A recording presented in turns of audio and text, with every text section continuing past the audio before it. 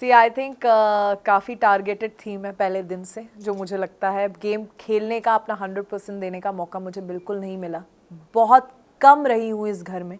And एक narrative के साथ जो मुझे प्रेजेंट कर दिया, एक सेट करके लोगों के दिमाग में कि ये बहुत ज़्यादा फेक है, ये बहुत प्रिपेयर्ड है, बहुत ओवर कॉन्फिडेंट है, बहुत कुछ चीज़ें मुझे लगता है लोगों के दिमाग में पहले ही डाल दी गई। और उसको इरेज करने का ये इतना लंबा शो है नहीं, और मुझे इतना वक्त ही नहीं मिला, और इसीलिए शायद मैं आज बाहर हूँ। और दूसरा मुझे लगता है रियलिटी शो में रियल थोड़ा कम ही रहना चाहिए, और मैं काफ़ी रियल खेल गई शायद, इसीलिए बाहर हूँ। जैसे आपने कहा कि आप रियल खेल गए, तो आपको क्या लगता है फिर कौन फेक खेल रहा है? मोस्टली लोग फेक खेल रहे हैं, इसीलिए वो अंदर हैं। सब एक क्लियर है कि मुझे ये ऐसे खेलना है, ये रिएक्शन शो के लिए सही दिखता है, तो वो रिएक्शन देते हैं। वो ये नहीं देते कि जो मैं रियल हूँ वो रिएक्शन जो शो में सही लगेगा, जो इस सिचुएशन में टेलीकास्ट में अच्छा दिखेगा, वो रिएक्शन देते हैं, और जो टेलीकास्ट में ज़्यादा फुटेज देगा।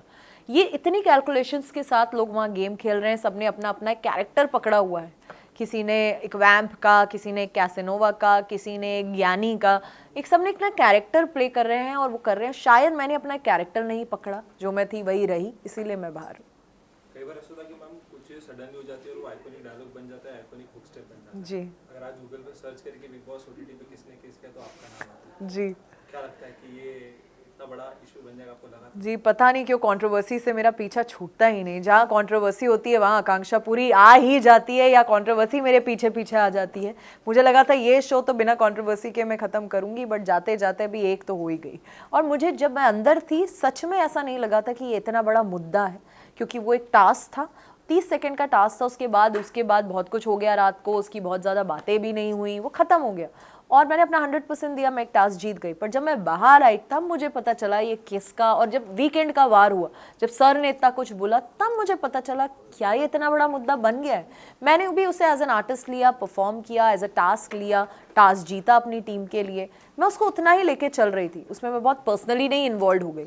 बट वो इतना बड़ा मुद्दा बन जाएगा ये मुझे भी नहीं पता था। जो वीकेंड के वार पे मुझे पता चला, बाहर आई तब पता चला कि इतना कुछ उस पे ट्रेंड हो रहा है। बट ये भी मुझे पता चला वो हाईएस्ट टीआरपी मिली है उस एपिसोड को, तो I don't know what to say about that. Salman sir ने आप सभी की तरफ से माफी मांगी जी जी उसमें क्या कहना है? जी, ये मैं भी सरप्राइज्ड हूँ कि उन्हें ऐसा करना पड़ा, कि ये शायद ये उनका टेक है। उन्होंने माफ़ी मांगी, और माफ़ी मांगी तो ठीक है, अभी उन्होंने मांगी है तो हम लोग भी मांगे। बट मुझे अभी तक इस चीज़ में कुछ गलत नहीं लगता।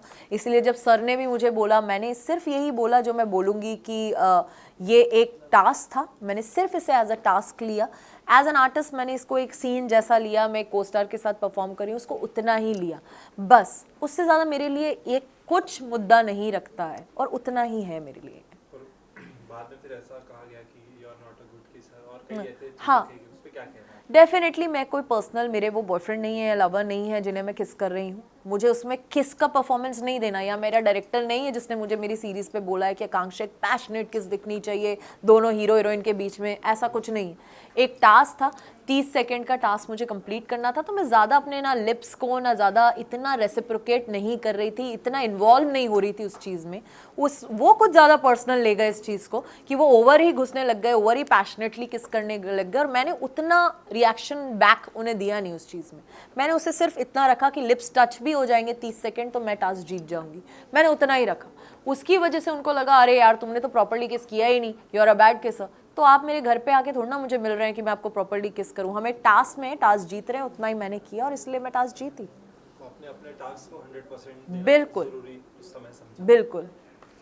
आकांक्षा, आप जब से जैसे बात कर रहे थे, जब आप लोग की बातें होती थी, आपने एक जिक्र किया था कि मैं इतने सालों से रिलेशन में नहीं रही। लास्ट मेरा रिलेशन वो व्यक्ति इस घर में आया और यहाँ से उनको कोई व्यक्ति मिला, एंड देन तो कई हद तक एक नाम है जिसके डायरेक्टली या फिर इनडायरेक्टली हम कह सकते हैं उसका जिक्र होता जी है।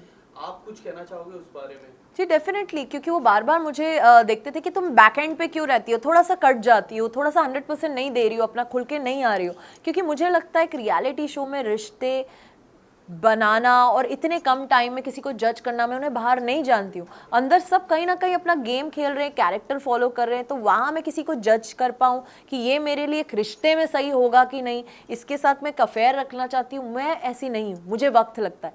किसी के लिए एक लाइकिंग हो सकती है, बट इतना बड़ा डिसीजन लेना कि मुझे इसको डेट करना है, मुझे इसके साथ रहना, उसके लिए मुझे टाइम चाहिए, उसके लिए मुझे उस इंसान को बाहर मिलना होगा। क्योंकि अभी आप सिर्फ एक घर के अंदर है, बाहर जब मैं काम पे जाती हूँ आप कैसे होते हो, आप काम पे जाते हो कैसे होते हो, एक नॉर्मल लाइफ के रूटीन में आप कैसे हो, इसको देखने के लिए मुझे आपको बाहर मिलना होगा, इस गेम शो से हट के। वहाँ एक घर में कोई काम नहीं है, 12 लोग हो, वहाँ पे ऐसा होना बहुत नॉर्मल बात है।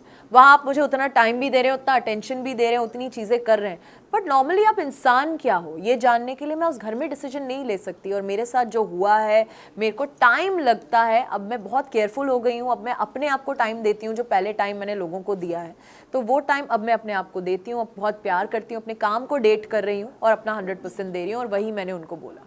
क्या लगता है मैम कौन होगा विनर इस बार? जी बहुत अच्छा गेम खेल रहे हैं पूजा मैम और अभिषेक, और मुझे लगता है बहुत ही मास्टरमाइंड के साथ अभिषेक खेल रहे हैं, और पूजा मैम तो सबको पता ही है जैसे खेल रही हैं, वो बहुत शार्प हैं, बहुत स्ट्रॉन्ग हैं, और ये दो मेरे टॉप 2 डेफिनेटली हैं, और मुझे लगता है अभिषेक को ये गेम जीतना चाहिए।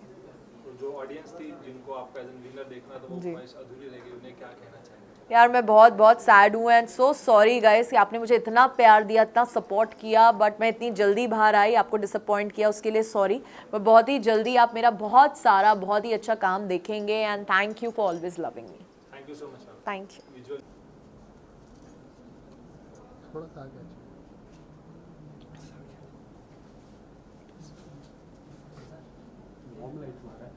नहीं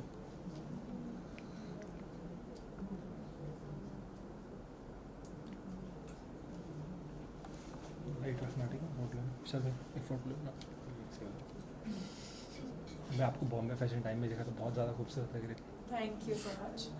तो सवाल नहीं पूछ पाया तब आपसे।